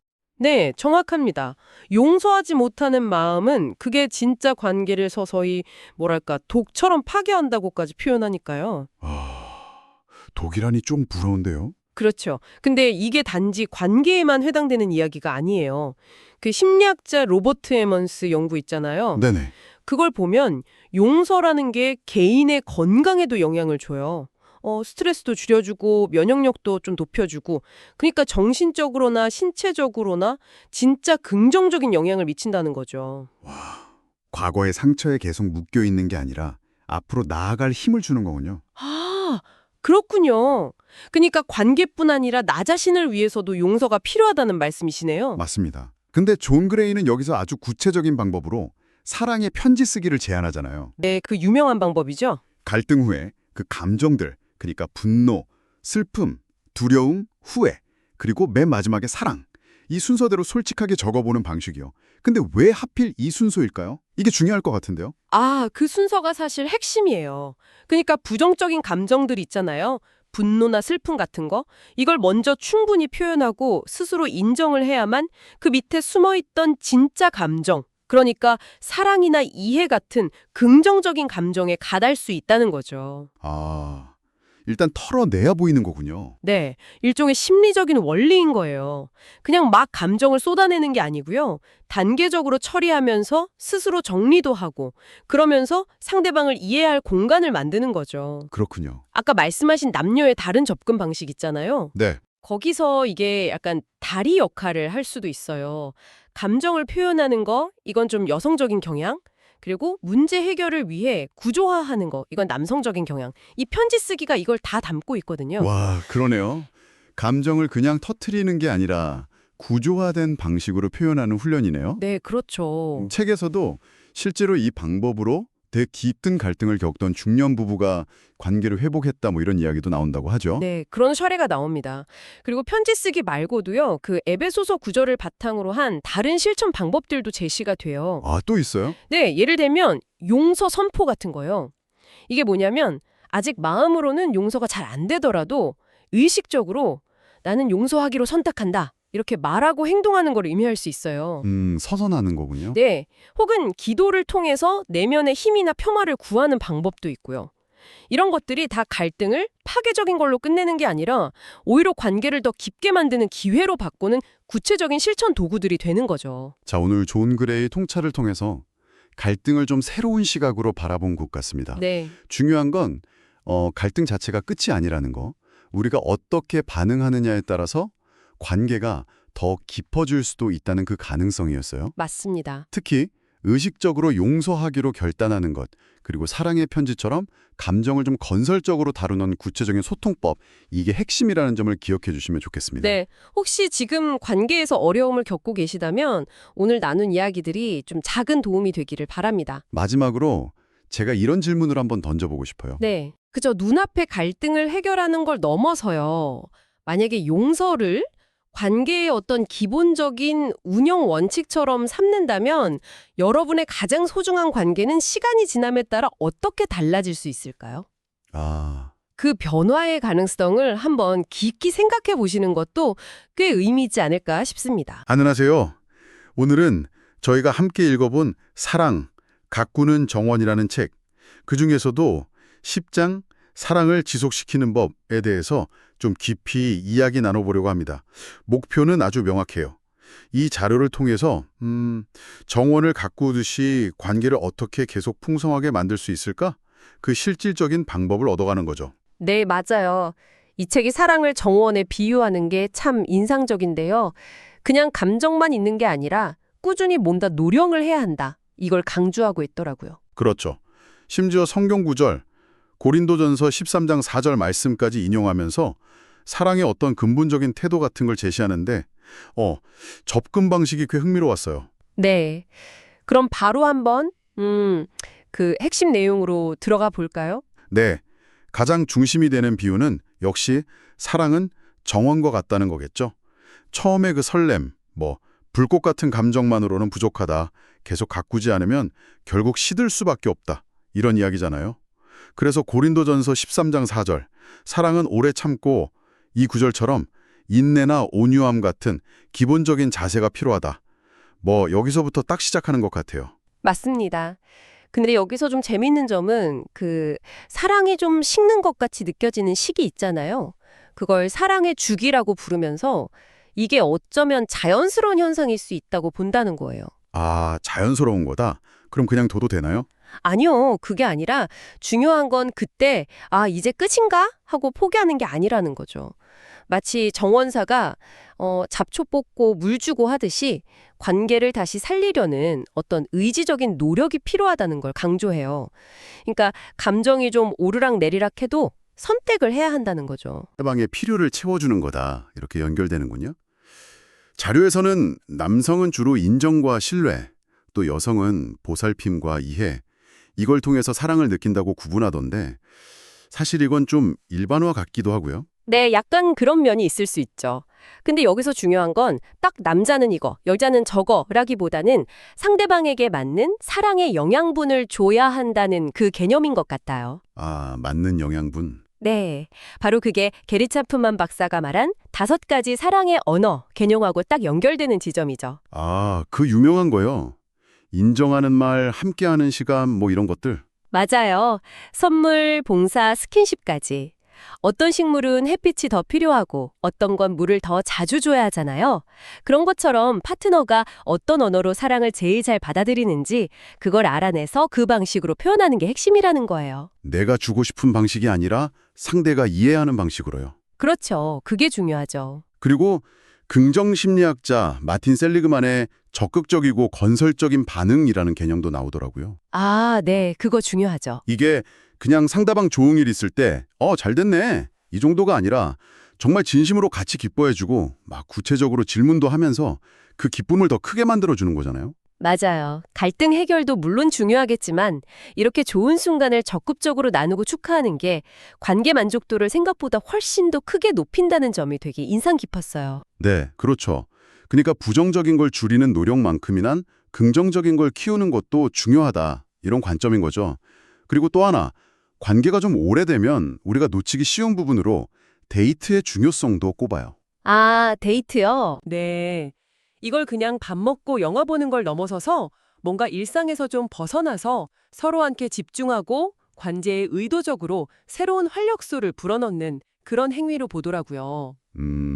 정원에 비유하면 신선한 영양제를 주는 느낌이랄까요? 딱 그렇습니다.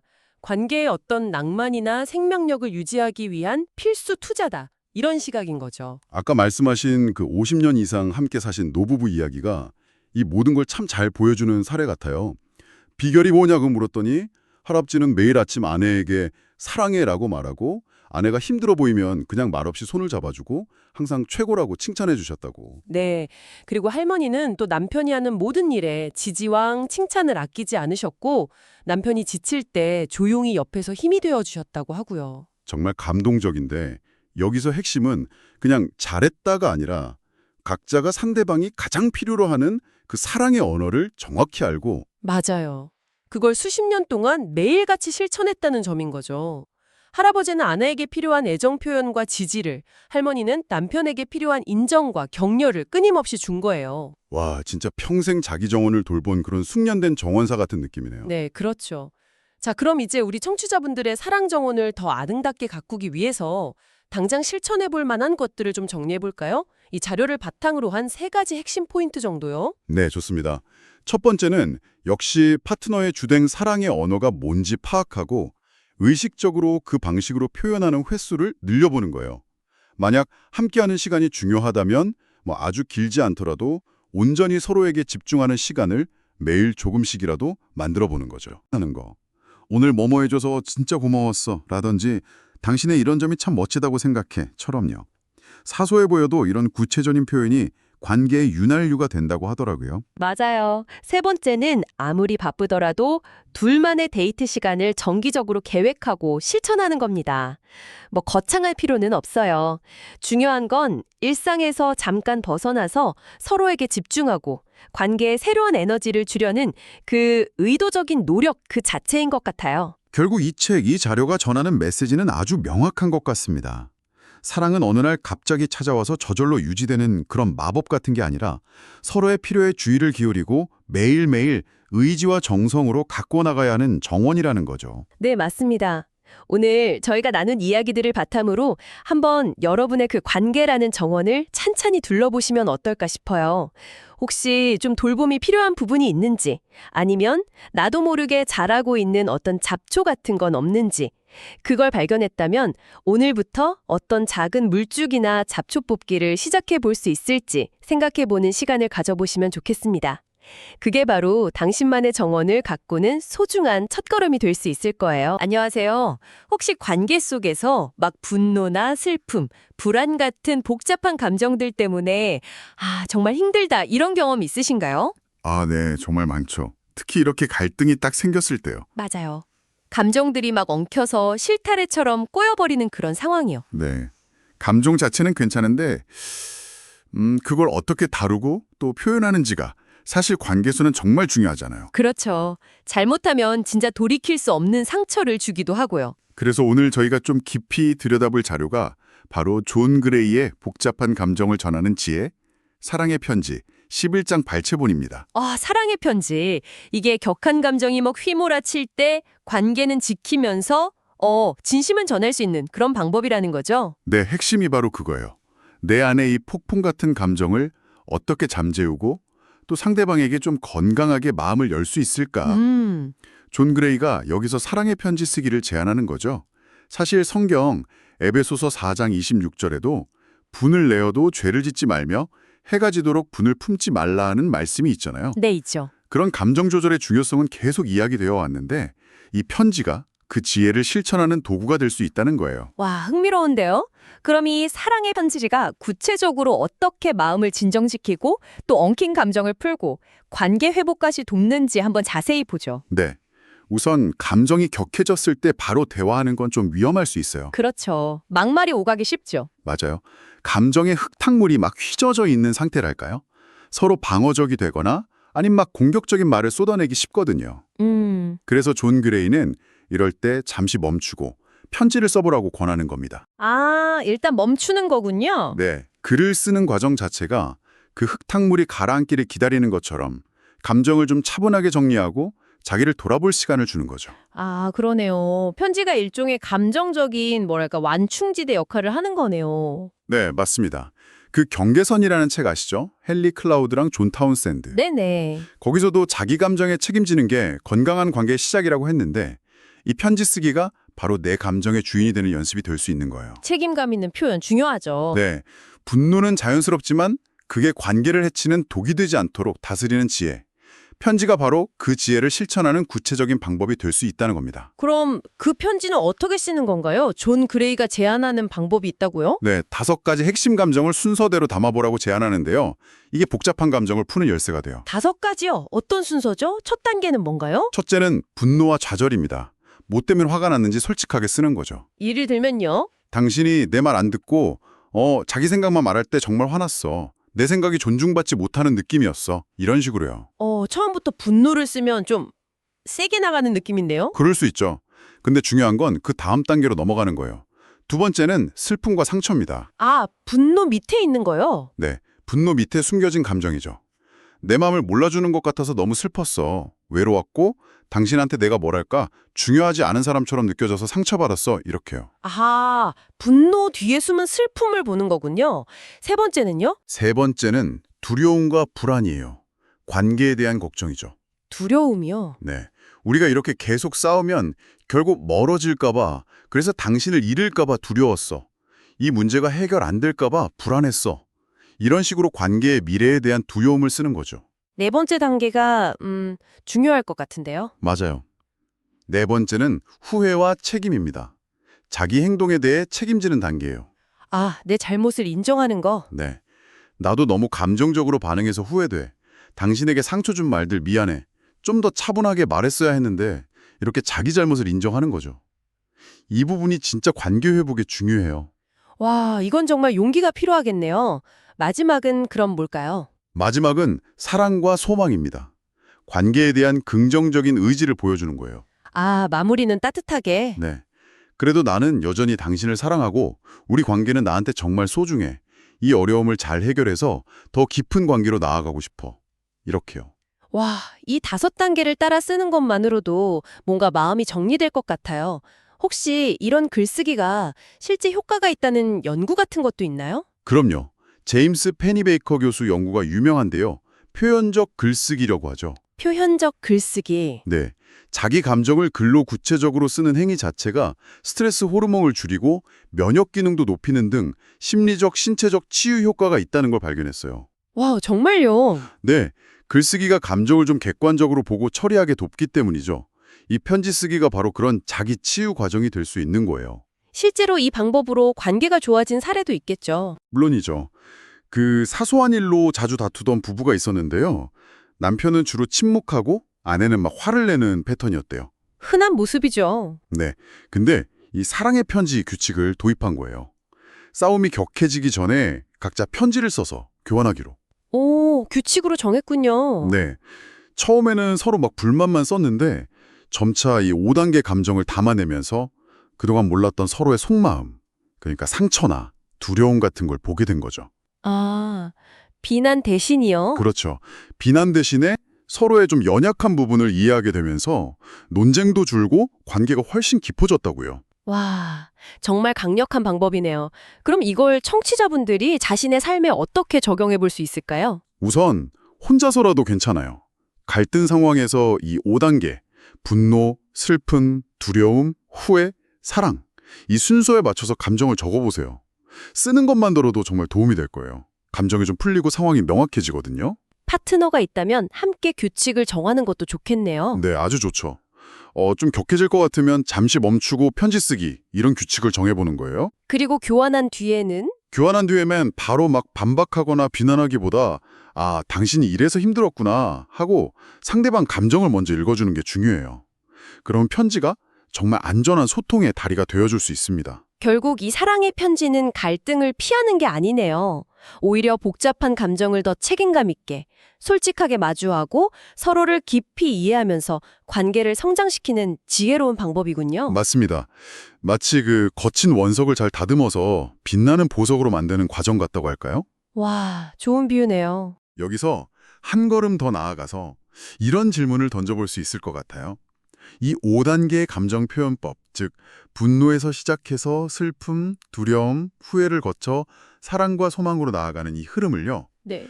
연인 관계뿐 아니라 여러분 삶에서 중요한 다른 관계들이 있잖아요. 가족이나 친구 같은. 그런 관계에서 겪는 복잡한 감정을 소통할 때 어떻게 적용해 볼 수 있을까요? 아, 그러네요. 다른 관계에도 적용해 볼 수 있겠어요. 복잡한 감정의 소용돌이 속에서 잠시 멈춰서 여러분의 마음을 글로 한번 정리해보는 시간이 어쩌면 소중한 관계의 새로운 길을 열어줄지도 모르겠습니다. 안녕하세요. 오늘 여러분과 함께 나눌 이야기는 사랑의 시소, 도움 주고받기의 균형이라는 자료에서 발췌한 내용인데요. 관계에서 도움을 주고받는다는 게 참 미묘하면서도 중요하잖아요. 네, 맞습니다. 정말 중요한 주제죠. 이 자료의 핵심은 관계가 일방통행이 되면 안 된다. 그러니까 주고받는 것의 균형이 정말 중요하다는 건데요. 특히 존 그레이의 그 유명한 화성남자, 금성여자 개념을 가져와서요. 남녀가 도움을 주고받는 방식이 좀 달라서 이게 관계의 시소를 기울게 할 수 있다. 뭐 이런 이야기를 하더라고요. 네, 그 시소 비유가 참 와닿는 것 같아요. 관계 역학을 아주 잘 보여주죠. 아, 그리고 요한일서 4장 7절 말씀, 사랑하는 자들아, 우리가 서로 사랑하자. 이 구절을 인용하는 부분도 인상 깊었어요. 아, 성경 구절이요? 네, 이게 단순히 심리적인 차원을 넘어서 이 주고받음의 균형 자체가 서로를 사랑하는 아주 구체적인 방법이라는 걸 보여주는 거죠. 그러니까 상대를 존중하면서 돕고 또 감사하는 마음으로 도움을 받는 것, 그 하나하나가 다 사랑의 표현이라는 거예요. 그렇군요. 자료에서 말하는 그 화성남자 방식, 이게 좀 흥미로웠어요. 도움을 주는 것으로 자기 가치나 사랑을 증명하려고 한다고요. 네, 그렇죠. 뭔가 문제가 생기면 딱 해결책을 제시해주면서 내가 꼭 필요한 존재구나 이런 느낌을 받고 싶어 한다는 거죠. 도움을 요청받으면 막 영웅이라도 된 것처럼 만족감을 느끼고요. 맞아요. 반면에 금성 여자는 도움을 받을 때 아, 내가 보살핌 받고 있구나, 사랑받고 있구나 이렇게 느낀다고 설명해요. 근데 또 여기서 되게 섬세한 지점이 있는 것 같아요. 남자가 너무 쉽게 막 나서면 그렇죠. 그러면 여성 입장에서는 아, 나를 존중하지 않나? 아니면 내가 좀 무능력하게 보이나? 이렇게 느낄 수도 있다는 거죠. 도움을 청하는 것 자체가 친밀감의 표시일 수도 있지만 너무 자주 그러면 남자 입장에서는 좀 부담스러울 수도 있겠네요. 네, 맞아요. 부담이 될 수도 있죠. 바로 여기서 오해가 딱 생기기 좋은 포인트 같아요. 남자는 아니 이걸 왜 혼자 못하지? 이렇게 생각하고 여자는 나를 못 믿나? 하고 서운해하고. 그렇죠. 서로 좋은 의도로 시작했는데 결과적으로는 관제 점수를 깎아먹는 상황이 되는 거죠. 아, 점수를 깎아먹는다. 재미있는 표현이네요. 네, 이 지점에서 심리학자 에디스 이과가 말한 취약성의 힘이라는 개념이 딱 들어맞는 것 같아요. 취약성이요? 약점을 보이는 건데 그게 힘이 된다고요? 네, 도움을 요청하는 게 단순히 나 약해요 이게 아니라 나는 당신을 믿어요. 그래서 당신 도움이 필요해요. 라고 솔직하게 말하는 용기라는 거죠. 이게 상대방에게는 굉장히 강력한 신뢰의 메시지가 되고요. 아하, 관계를 더 깊게 만들 수 있는 기회가 되는 거군요. 그렇죠. 그리고 도움을 받아들이는 것도 상대방의 사랑과 노력을 내가 인정하고 또 나 자신의 가치를 확인하는 아주 중요한 과정이고요. 그 자료에 나온 커플 이야기가 정말 그 예시요. 네, 되게 공감이 가더라고요. 남편은 그냥 막 내가 다 해줄게 이런 식이었는데 아내는 사실 그냥 자기 얘기를 좀 들어주길 원했던 거잖아요. 맞아요. 해결책보다는 공감을 원했던 거죠. 그러다가 아내가 나중에는 여보, 이 상자 옮겨야 하는데 당신 힘이 좀 필요해. 이렇게 구체적으로 딱 요청을 하고 도움 받고 나서는 와, 역시 당신 최고다. 덕분에 진짜 수월했어. 이렇게 진심으로 감사 표현을 하니까요. 그러니까 나니까 나 만족감을 느끼고 관계가 훨씬 좋아졌다는 거죠. 이게 바로 시소 위에서 균형점을 찾아가는 과정인 거죠. 아, 정말 그렇네요. 그래서 자료에서 구체적인 기술 같은 것도 제안하나요? 네, 합니다. 여성분들에게는 필요할 때 좀 명확하게 도움을 요청하라고 해요. 이것 좀 도와줄래요? 당신 도움이 필요해요. 이런 식으로요. 그리고 도움을 받았을 때는 그의 능력이나 노력을 구체적으로 칭찬하면서 진심으로 감사하는 거죠. 정말 고마워요. 당신 덕분에 훨씬 쉬웠어요. 처럼요. 그럼 남성에게는요? 무조건 달려들지 말라는 그런 조언일까요? 네, 맞습니다. 돕기 전에 먼저 물어보는 기술을 권해요. 바로 해결책부터 내놓으려고 하기보다는 내가 뭘 좀 도와줄까? 라든가 아니면 그냥 들어주면 될까? 아니면 같이 해결책을 찾아볼까? 이렇게 먼저 물어보는 거예요. 아, 상대방 의사를 존중해 주는 거네요. 그렇죠. 그리고 스스로 해결할 기회를 주는 것도 중요하고요. 만약 그녀가 원하지 않으면 그냥 믿고 지지해주는 자세도 필요하고요. 결국에는 서로의 다른 언어, 다른 필요를 잘 이해하고 존중하는 법을 배우는 게 핵심이네요. 관계라는 시소 위에서 같이 균형을 맞춰 나가는 거요? 네, 바로 그거죠. 그리고 자료는 다시 이 과정을 아까 말씀드린 요한일서 말씀과 연결시키면서 이걸 영적인 성장으로까지 확장해서 보더라고요. 영적인 성장이요? 네, 관계 속에서 이런 지혜가 필요할 때 기도를 통해서 하나님의 도우심을 구할 수 있다. 이렇게 제안을 하죠. 서로에게 정말 축복이 되는 건강한 관계를 만들어가기 위해서 더 높은 지혜를 구하는 자세에 대해 이야기하는 겁니다. 아, 그렇군요. 오늘 나눈 이 관계의 시소 이야기가 듣고 계신 여러분께도 좀 생각할 거리를 던져주었으면 좋겠습니다. 마지막으로 이 질문을 한번 드려보고 싶어요. 오늘 이야기 나눈 이 도움 주고받기의 역학관계가요. 꼭 연인이나 부부 사이뿐 아니라 여러분의 다른 중요한 관계들 있잖아요. 가족이라든가 친구, 직장 동료와의 관계에서는 어떻게 나타나고 있을까요? 이 시소의 원리를 이해하는 것이 혹시 그 관계들을 더 건강하게 만드는데 어떤 실마리를 줄 수 있을지 한 번쯤 생각해 보시면 어떨까 싶습니다. 사랑을 오랫동안 지키는 거요. 이게 과연 마법일까요? 아니면 끊임없는 노력의 결과일까요? 오늘은 관계의 조화와 성장에 대해서 당신의 자료들을 가지고 좀 깊이 들어가 보려고 합니다. 네, 안녕하세요. 존 그레이부터 시작해서 C.S. 루이스, 또 팀 켈러, 그리고 성경적 관점까지 쭉 훑어보면서요. 그 관계를 지속시키는 핵심 원리들, 그걸 한번 찾아보죠. 네, 좋습니다. 목표는 이 자료들 안에서 관계를 좀 더 깊고 단단하게 만드는 그런 실질적인 지혜, 그걸 찾아보는 거죠. 뭐랄까 관계의 마법을 지키는 비결이랄까요? 네, 비결. 단순히 정보 요약이 아니라 정말 당신의 관계에 적용해 볼 수 있는 그런 통찰을 얻는 데 집중해 보면 좋겠습니다. 좋아요. 그럼 바로 시작해 볼까요? 먼저 존 그레이. 이분은 남녀가 정말 다르다. 뭐 화성 남자, 금성 여자 얘기잖아요. 그렇죠. 아주 유명하죠. 남자는 문제 해결 중심, 여성은 관계나 공감 중심. 이게 근데 틀렸다가 아니라 다르다는 걸 아는 게 중요하다는 거죠. 맞아요. 그 다름을 일단 이해하는 게 중요해요. 왜냐면 그래야 오해를 줄일 수 있거든요. 오해를 줄인다. 네. 그리고 공감은 더 커지고요. 여기서 중요한 건 저 사람 왜 저러지? 하고 바꾸려 들기보다는 그 다름을 일단 인정하고 존중하면서 나를 어떻게 변화시킬까? 여기에 초점을 맞추는 거죠. 나를 변화시킨다. 네. 자료에 가상의 책 제목처럼 결혼은 지옥이 될 수 있다. 이런 식으로 상대를 바꾸려고만 하면 그 관계가 더 힘들어질 수 있다는 경고 같은 거겠죠. 우리가 통제할 수 있는 건 사실 우리 자신이잖아요. 좀 겸손해질 필요가 있는 것 같아요. 그렇죠. 겸손함. 그리고 C.S. 루이스는 불평이나 비난, 이게 관계를 서서히 죽이는 뭐랄까 독초 같다고 했어요. 당신 자료에서도요. 네, 스크루테이프의 편지에서 나왔죠. 사소한 단점만 계속 보고 감사는 잊어버리는 그런 태도요. 맞아요. 근데 반대로 정말 작은 거라도 고마워하고 서로 좋은 점을 자꾸 찾아내서 칭찬해주면요. 네. 그건 관계에 계속 물을 주는 것과 같다고 생명을 불어넣는 거죠. 물을 준다. 비유가 참 좋네요. 바로 이 지점에서 팀 켈러가 말한 언약 개념이 딱 들어맞는 것 같아요. 그의 책 결혼을 말하다에서요. 언약이요? 네, 사랑이라는 게 그냥 감정이 아니라 그 감정의 오르내림을 넘어서는 어떤 의지적인 선택, 이거 헌신이라는 거죠. 감정 이상의 것. 그렇죠. 힘들 때도 이 관계를 지키겠다는 약속, 그 의지, 그게 관계를 딱 붙잡아주는 닷 같은 역할을 한다는 거예요.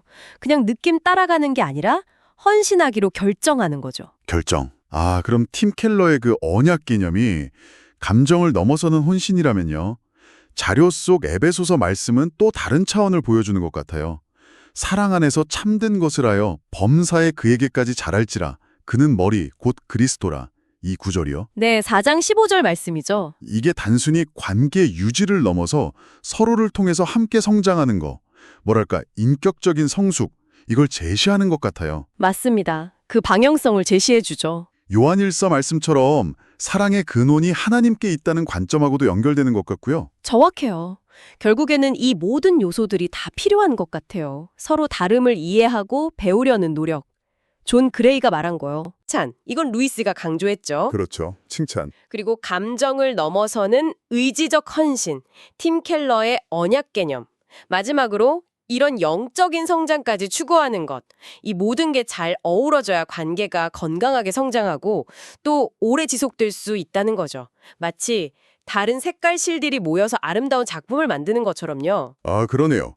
오늘 당신의 자료들을 쭉 살펴보니 결국 지속적인 사랑이라는 건 그냥 순간적인 감정에만 의존하는 게 아니네요. 네, 절대 아니죠. 서로를 깊이 이해하고 존중하고 또 헌신적으로 노력하고 때로는 더 높은 가치를 향해서 같이 나아가는 그런 여정이군요. 맞습니다.